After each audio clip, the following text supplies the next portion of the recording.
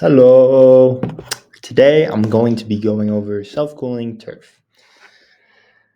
Okay, so as we know, people play sports outside on artificial turf, and turns out in the summers these get pretty hot. And where people play like soccer and football in the UK, US, and South America, these turfs during the summertime easily exceeds 140 degrees Fahrenheit, making it completely miserable to play on, as well as sometimes dangerous. Renowned athletes that compete on artificial turf note that extreme heat can pose as safety risks, and this was also a concern during the 2024 Paris Olympics. In South America, or the South American Football Confederation in South America, as well as FIFA, has altered their game rules several times to account for rising temperatures due to climate change. And with climate change seemingly getting worse, change needs to be implemented. Well, for both climate change and turf. So, turf too hot, no fun to play in. Solution: design a turf that cools itself.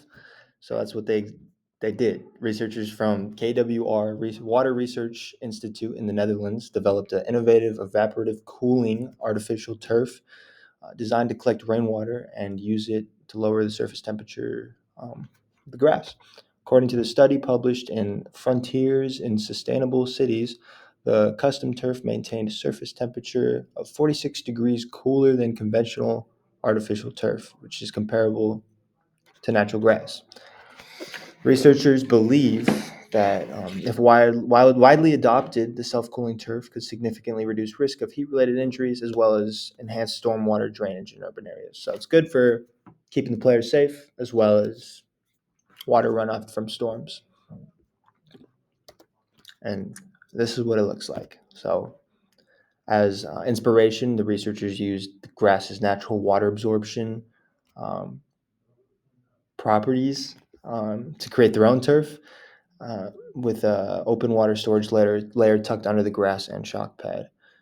So under the grass and the shock pad, the water captures from is captured from the storm's rainwater into the capillary cylinders made up of a hydrophilic rock wool, and those rock wool fibers use their hydrophilic properties to transport the water back up to the surface of the grass, where it then cools the surface of it um, when it's evaporated. So the researchers tested their self-cooling turf against traditional turf as well as natural grass on a warm, sunny day in the Netherlands in 2020. You can see here the three different plots of grass, and they found that their plot of grass that they've developed, the self-cooling turf, was clocked in at 98 degrees Fahrenheit.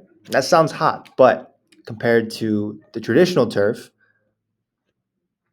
which was clocked in at 144 degrees Fahrenheit. 98 doesn't seem too bad. And even the natural grass was hotter than their self-cooling grass at 101 degrees Fahrenheit. So it's pretty good. However, it's pretty pricey. Researchers say that their novel cooling system is relatively straightforward to implement. However, it's not necessarily cheap. Installation costs for a self-cooling field could add up roughly double that of traditional turf, which is pretty steep. Um, but it's kind of like a trade-off here. The investment is needed to cool standard fields, to ensure like the safety of the players, despite the steep price. It's a good investment to ensure the safety and comfortability of the players. And this also relates to what we learned in class through topics of heat transfer, evaporation, and heat absorption. So heat transfer is applicable to this article because it explores like the specific heat capacity of certain materials, like the turf they use. Like for instance, it has low specific heat capacity, so it heats up faster than water storing surfaces like the self-cooling turf and natural grass.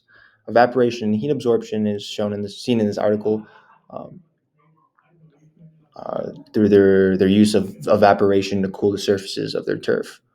and even grasses, evaporation through that of the water that's already in it to cool itself, to keep itself cool. It's evaporation, and then their associated enthalpy changes, and has that. We learned why it has that cooling effect because of this. Because evaporation is an endothermic process. It creates the cooling effect on the surface around it. And here are my references. Thank you.